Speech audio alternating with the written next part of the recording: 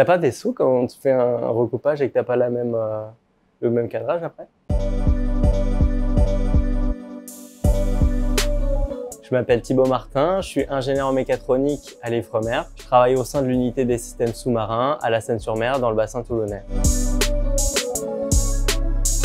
Mon rôle au sein de l'unité, ça va être de concevoir les sous-systèmes qui équipent les engins sous-marins. Ça peut aller des systèmes d'acquisition de capteurs jusqu'aux bras téléopérés et des fonctions robotiques qui les entourent.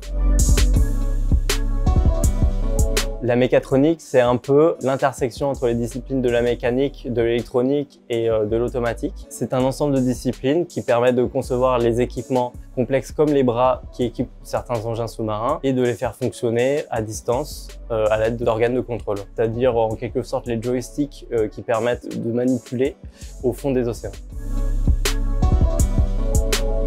Depuis très longtemps, je suis fasciné par la robotique en général, comment on met en œuvre différentes disciplines pour réaliser des systèmes complexes et intelligents. J'ai orienté mes études vers un diplôme d'ingénieur en mécatronique plutôt pluridisciplinaire que j'ai ensuite complété par un master en robotique et en système embarqué.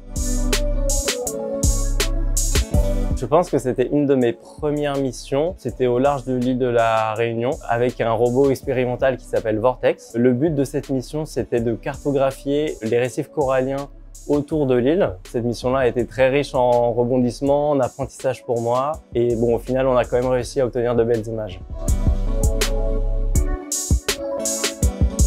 On a la chance en France d'avoir un institut comme l'Ifremer qui pilote la flotte océanographique et qui met au service de la communauté scientifique des engins qui vont à très grande profondeur. Et les défis technologiques pour faire plonger de tels engins sont très stimulants. À titre d'exemple, quand on envoie un engin autonome comme Ulix au fond, on a des moyens de communication très limités, ce qui implique d'implémenter des systèmes de prise de décision à bord de l'engin pour que la mission se déroule correctement. L'environnement est assez hostile et plutôt inconnu, ce qui fait que c'est quand même une source de satisfaction de pouvoir remonter des données de cet endroit-là à chaque fois.